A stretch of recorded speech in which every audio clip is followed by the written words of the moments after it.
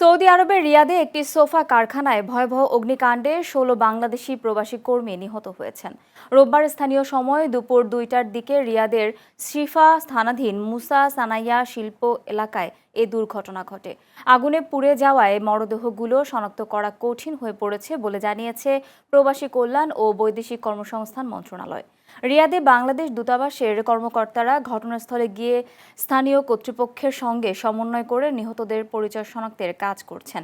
স্থানীয় প্রশাসনের তথ্য অনুযায়ী নিহতদের মধ্যে নওগাঁর আত্রাই উপজেলার ১০ জন এবং নাটোরের নলডাঙ্গার ৩ জন রয়েছেন।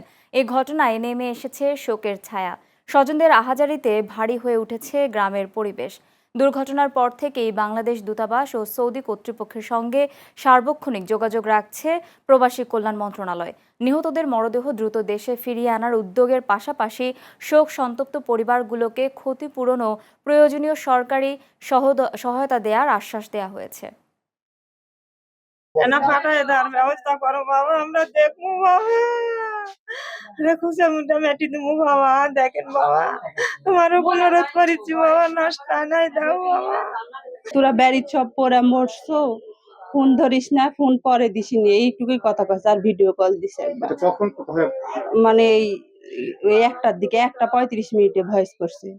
আমরা চাচ্ছি যে আবেদন, আমাদের লাশ চাই বাবা, আমার বাবার লাশ চাই বাবা, সুকু বিচার, ওই বাবুর যেন বিচার হয় বাবা। দয়ার বাবা, আমার 2টা বুকের টাকা লিছে বাবা, আর সুকু বিচার চাই আমি। আমার 3 ছেলে 1 মেয়ে বাবার, ওরাই 2টা পারো, আর উপরই খাই বাবা। আমার স্বামী পুঙ্গু, আমার সাওয়াল আমার বাবা সেই ভালো করে কথা কলো, আমি তো জানি না আমার বাবা মরে যাবে, আমি আরো কথা করুনি।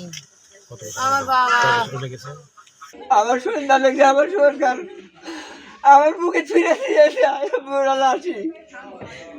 আমরা এখন আপাতত তাৎক্ষণিক 20,000 টাকা প্রত্যেক পরিবার 20,000 টাকা দিলাম এবং এই সহযোগিতা কন্টিনিউ হবে।